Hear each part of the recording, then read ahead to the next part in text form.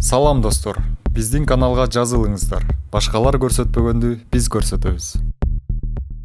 Рыскелди Чыныбекович, мынакей социалдык тармактарда, интернет айтыңдарында сизди издегендер, сизди жоктогондор көп болуп атат да.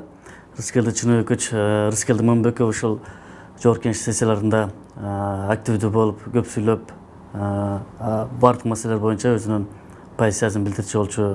Бирок акыркы убактарда негизги саясий маселелерде, айрыкча экс-президенттин кол тибестигин алуу маселесинде добуш берүүгө катышкан жок.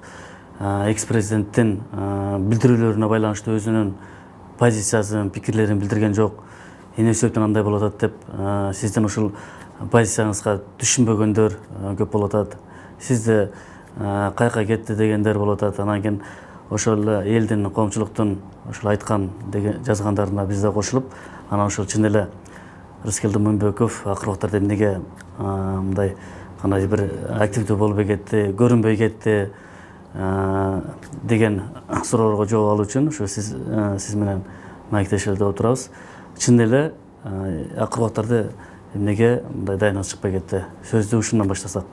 Рахмат. Эми көпчүлүк чындан эле ошондой суроолорду бөлүп жатканы мен өзүм деле көрүп отурам, билип отурам. Анткени мен дагы ошо социалдык баракчаларыма массалык маалымат каражаттар аркылуу ошо мени билип көргөн адамдар, тааныштар аркылуу издеп калган. Эми мен эч жакка деле кетип калган жокмун. Көпчүлүк эл билет болуш керек. Мен 1-июндан баштап 4-июнга чейин Чаткал, Алаука, Аксы, Токтогул, Үчтүрөк райондорун кыдырып чыктым. Андан кийин келип Казакстандагы шайлоого байкоо салганы Түркманын комиссиясынын курамында ошол жакта 4 күн назар салып келдим. Ал келгенден кийин кайта Алмамбет Насырканович менен жумгалды болдум. Кече жакында кайрадан Токтогул, Кетмен төбө, анан кийин Кара Көз шаарчасына Кестерге барып жолугушууларга, эл менен болгон жолугушууларга катышып келдим. Бирок жогорку кеңештин акыркы жыйынында өзгөчө Ажонун кол тибести, экс-президенттин кол тибестигин алуу боюнча жыйынга катышпай калганымды, андан кечеги митингге да катышпай калганымды, мурдагы митингге да катышпай калганымдан ушундай сөздөр пайда болуп кетишти. Негизи мен жоголгон жокмун, эл арасында эле жүрөм, эл менен жүрөм. Эми бул жөнүндө маселе көп.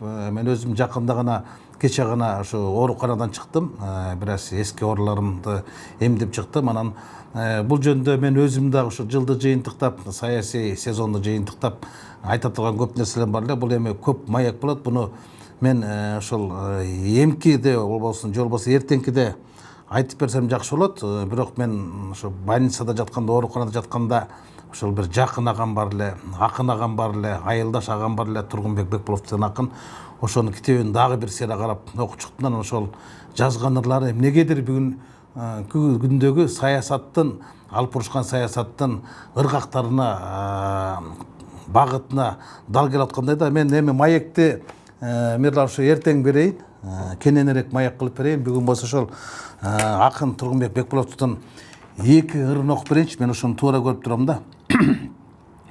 Үзүлгөнүн көргөндө кишендердин өзгөрөбүз эми деп ишенгенмин. Белгисиз бир өлкөгө айлангыча болгум келген менин да кишөңдөнгөнүм. Бийлик тийди капилет кененинен, байлык тийди ашыкча керегинен, сатмай жутмай, башкага акыл жетпей, ата журтту кетирди кемелинен. 2-3 жылда эл кетти жакырланып, үн катпадык, өкүрүп бакырбадык, алдым жуттум амал көй шылуундарга, күйүп турду күндөп түндөп жашыл жарык. Тартмак милдет турмуштун убарасын, ар ким алат өзүнүн шубагасын, бакытты да менчиктеп алышмакпы, төрүн эмес көргөзбөй улагасын. Өрдөк жоктун бийлери чулдук болуп, ак үй гана айткан сөз чындык болуп, онто ыйла бакыргын дүлөй дүйнө олтурушат төбөңдө кулгуп коюп. Башкарууда баягылар, бийлигине бийлетчи таягы бар. Унутпасак экен эй бурадарлар, башталыштын бүтүүчү аягы бар. Өлкөбүз бар өзүбүз көңдөй бойдон, өзгөрбөдүк, өзгөрүү келбей колдон. Көмөлөнүп барабыз каякадыр, көзүбүз бар көкүрөк көрдөй бойдон. Ажы алмашты, эч нерсе өзгөрбөдү, калып калды кусалык көздөрдөгү, түндүк менен түштүккө бөлүп салган түркөйлүгүн бар бекен сезгендери. Же болбогон кеп сөздү козгодумбу, боорумалап алам ийилип кош колумду басар жолдон адашкан ата журтум боздогумду келтирет. Боздогумду деп бул ырды ошо акын Турдубек Бекболотов агабыз ушул 2007-2008 жылдар жазып турду. Анан ошондон кийинки эле ырыдагы бүгүнкү болуп жаткан ыймансыздык, мыйзамсыздык, саясаттагы алып бурушкан агымдарга дагы төп келет экен да. Даба барбы деген ыры бар экен. Мыйзам бүгүн буйлананган төбелең, акчалуулар менчигине ээлеген, төрдү чанып төбөбүздө олтурган төрөлөр көп, төө деп айтсаң бей деген. Калп айтуудан алышканбы мелдешип, кара күчкө кыйкырышат элдешип, сурап көрчү аста оозуң кайсы деп чычайышып, мурундарын көргөзүп. Карасаң эй, каны жаны бирдигин, чырмалышып алган байлык бийлигиң, ак алкымдын кабыргасы кайышат, көтөрө албай ата журттун түндүгүн. Ордо тарап чүкө болуп чертилип, кыргыз жери кемит улам кертилип, очорулуп онтоп жатат мекеним, омурткасы оңбогондой мертинип. Келди кезек, керегине жарасын, күтөт элим азыркынын манасын, тамырыбыз куурап кете электе, табалуучу аюгунун дабасын. Жаралгандай жегенге жалаң эле, алам эле деп жүрүп анан эле жырткыч болуп кетипсиң, жыла салгыр ишиң жүргөн ошондой заман эле. Заман эле деп коем, заман эле, заман эмес тапкан жол жаман эле, шылымдарга шыбага болуп өлкө, жашап келе жатат эл араң эле. Турмуш өзү келтирип кезегиңди, берип коет эртелеп эсебиңди, арттырарың эмнеге бул дүйнөгө ажаткана толтурган тезегиңби деп.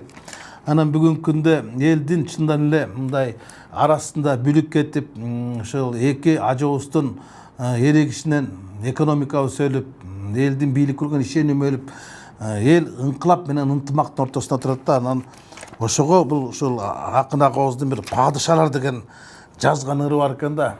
Ошону укпайбы мага бирок эл укса болду да. Ошондо мынтип жазып атат да. Падышалар тарыхты билишпейби, жомок көрүп же көзгө илишпейби, эптеп эле бийликке жетип алып, эртеңине түкүрүп жүрүшпейби? Падышалар тагында сыйкыр барбы, шыбыш тугуп укпаган кыйкырганды, туюктардан жол издеп жүрбөсүн деп туулгандан канаты кыркылганбы? Калптын басар жолуна чынды төшөп, падышалар көтөрбөй сынды дешет. Жакырлардын терисин сыйырып алып, жакындарын чапандуу кылды дешет. Калк башынан өткөрүп не заманды, жер одарып кырылды, же таланды, коктулардан жыйылып кайра чыккан, туг айлантып алышып жеке адамды. Эл көтөрсө ошентип падышаны, так үстүндө тайраңдап калышабы, кумарына бийликти мас болушуп, бүгүнкүсүн эртеңи таанышабы? Падышалар бек болсо убадага, элин салбай түйшүккө убарага, калыс жана адилет өкүмдарлар калган окшойт жомокто уламада. Ач көз жалак падыша элим дебейт, элим деген падыша элин жебейт, сөөгү сөпөт болсо да кылым өтүп, падышалар күнөөсү жеңилдебейт деген ыр саптар менен аяктагым келип турат. Анан кенен маекти мен эртең келип берейин. Бул жол 43 километр, анан кийин 64 жана 89 километрлер менен жалпы узундугу 68 километр болот абы? Ооба. Реабилитация болуп атат, туурабы? Жалпы 68 километр болот. 68. Канча акча каражат каралып атат? Бардыгы 90 миллион АКШ доллары каралып атат. 90 миллиондон ашча. Ошондо бир километр реабилитацияга 1 миллион 300 миң доллардын тегереги болуп атат, туурабы? Туура. Бул тендер өтөт да. Же түз бир эле фирмага берип коесуңар? Жок, бул тендер болот. Жогору жакта депутаттар өтө туура маселени көтөрүп атат. Азыр мына Бишкек Кара-Балта жолун караңыз. Ошол эле мисалы үчүн караван 75 километрден 128 Көктала жолундагы алган компаниянын бир техникасы жок. Утуп алгандан баары субподрядка берген. Анан сиздер айтып атасыздар бул жерде. Бизде ата мекендик баягы компаниялар иштей албайт дейсиз. Хотя бы ошолордун техникасын бир текшерип коюш керек да. Эми булардын тендери сизге чейин өткөн, урматтуу министр. А бирок сиз бүгүнкү күндө шуну карашыңыз керек. туура Биз карайбыз. ата мекендик бизде азыр биз мамлекеттик сатып алуулар жөнүндө мыйзамга дагы өзгөртүү киргизип атабыз. Эгерде биздин ата мекендик компаниялар керек болсо 20-25%га чейин кымбат берген учурда дагы биздин ата мекендик компанияларга бериш керек. Биз өзүбүздүн строительдерди өнүктүрүп, өстүрүп чыгарышыбыз керек. Азыр көрүп атат, баары билет. 1 миллион 200 миң, 1 миллион 300 миңден тендерди утат, субподрядчикке 600 миң, 700 миң жарым акчасына берет. Субподрядка суранып жүрүшүп атпайбы азыр? Чуркашып, крышалар анча мынчасы отуруп алып сатып атат. Тендерди утат, сатат. Мындай болбойт. Биздин жолдорду кичине карап коюш керек, урматтуу министр. Сизден чоң үмүт кылабыз. Ушул маселени караңыздар. Требованиялар сиздер мыйзам менен койгонго толук укугуңуздар бар. Анан кийин акт прием сдачи деген бар. Аларды карап туруп кабыл алыңыздар. Жолдордун сапатын караш керек. Акыркы жылдарда